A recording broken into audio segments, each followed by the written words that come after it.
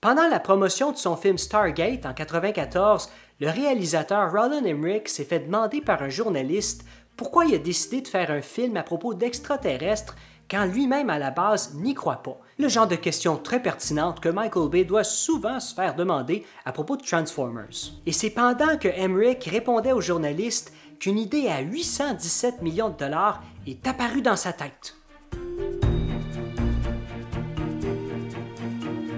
Roland Emmerich a écrit en un mois seulement avec son ami Dean Devlin le scénario de Independence Day, qui ont ensuite envoyé à 20th Century Fox, qui eux ont donné le feu vert à la pré-production 4 jours après avoir reçu le scénario. Ce qui est logique parce qu'après le succès commercial de son film Stargate, Roland Emmerich, c'était la nouvelle machine à imprimer de l'argent d'Hollywood. L'armée américaine avait accepté pendant le tournage de leur fournir des petites choses comme des soldats, des véhicules, les laisser tourner dans une de leurs bases, ce qui est tout à fait normal à Hollywood depuis la sortie de Top Gun. Mais parce que les producteurs ne voulaient pas enlever la zone 51 du scénario, l'armée a décidé de se retirer du projet. Mais c'est pas grave parce que la plupart des productions qui en ont besoin acceptent leur aide en échange de quelques ajustements au scénario. Independence Day a eu un budget de 75 millions de dollars et en a rapporté au box-office 817 millions, ce qui en fait le plus gros succès commercial de tous les temps